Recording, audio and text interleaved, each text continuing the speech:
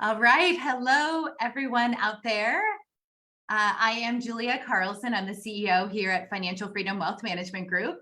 And I also have with me DJ Wright, our investment manager. Hello, DJ. Hi, everyone. How are you? Good to see you, Julia.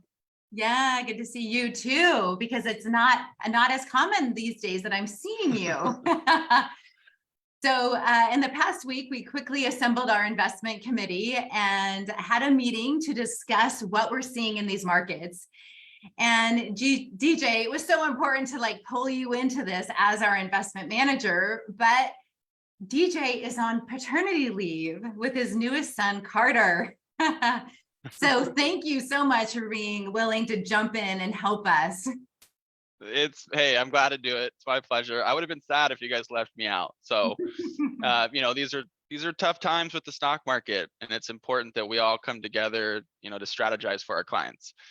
But it's been great spending time with Carter. He's almost 3 weeks old now.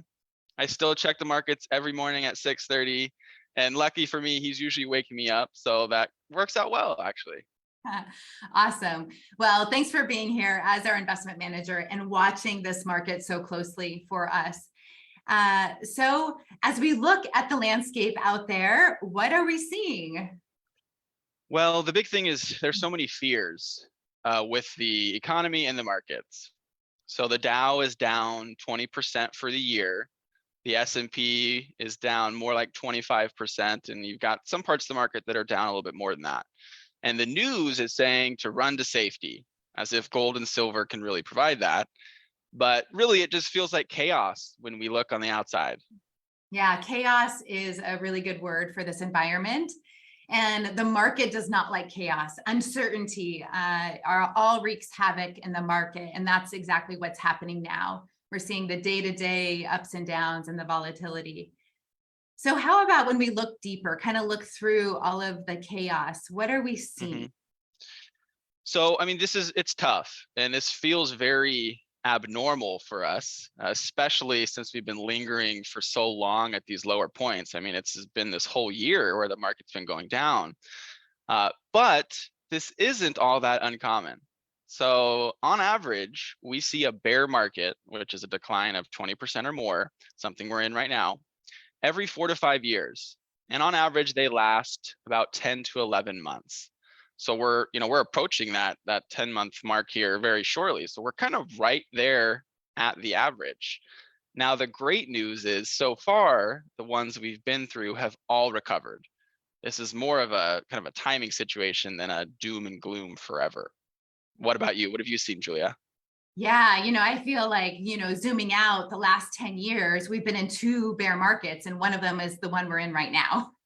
Right. So we have been very blessed the last 10 years with not a lot of volatility and down markets. But it never feels good to lose money. And it never, when we're in this situation, it kind of feels like we can stay here together, stay here all the rest of our lives, right? Mm-hmm. And that's not going to happen. The markets ebb and flow, and we'll move on, and we will get through this. Although the markets are low now, we're actually just back to the 2020 highs. So we've given up about 2 years of gains, a little less than 2 years. But it's not really a loss unless we actually sell those investments. So as long as you hang on, we still own the same amount of each company or each shares in our investments. It's a great point. So another way to look at it is kind of comparing to like your house. Interest rates are going up right now, and so demand for homes is falling. And so the price of our homes, most of them are probably down right now. Now that's just the price that someone's willing to pay right now. We still own the house. And so I don't think I would sell it unless I absolutely had to, knowing that my house will likely be worth more in a year and a couple of years as the market shifts. It's like you said, it's cycles. Things are down right now. We're not going to sell it to realize that loss. Exactly, right. And with things so low right now, even though, are we at a bottom? That's the $1 million question. Maybe they could go down a little bit further.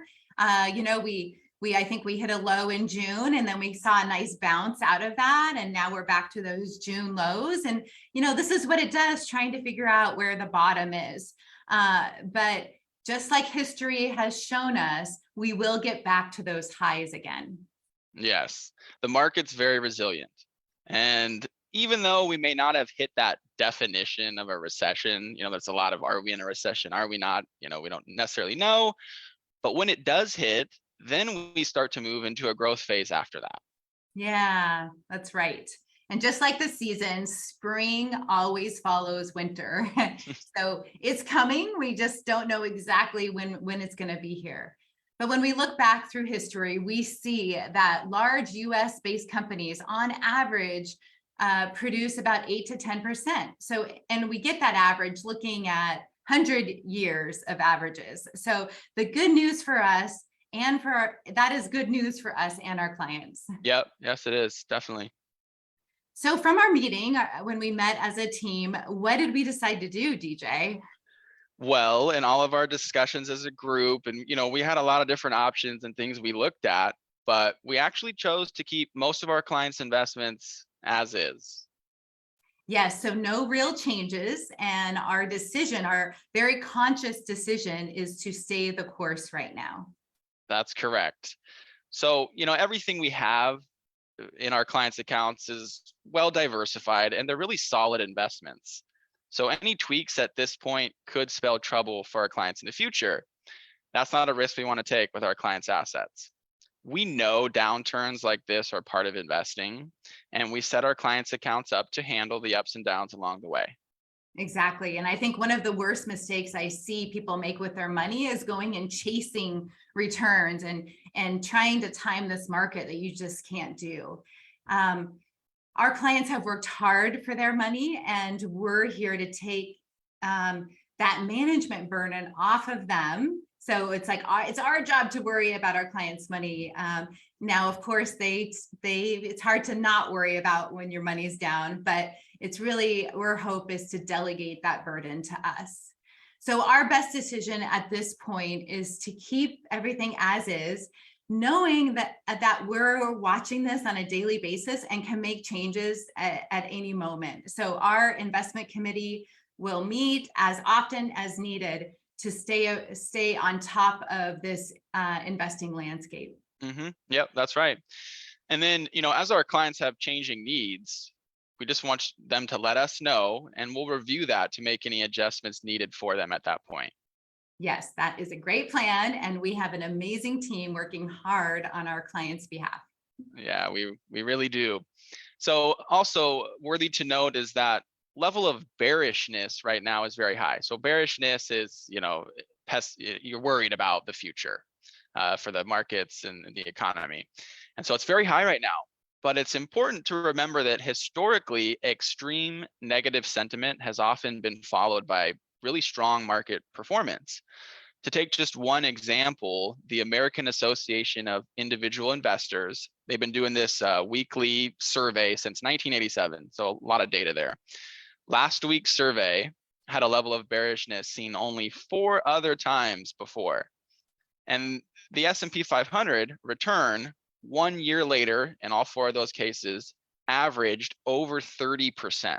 It's pretty remarkable. Now, of course, we don't know whether that's going to happen again, but there's still an important takeaway there.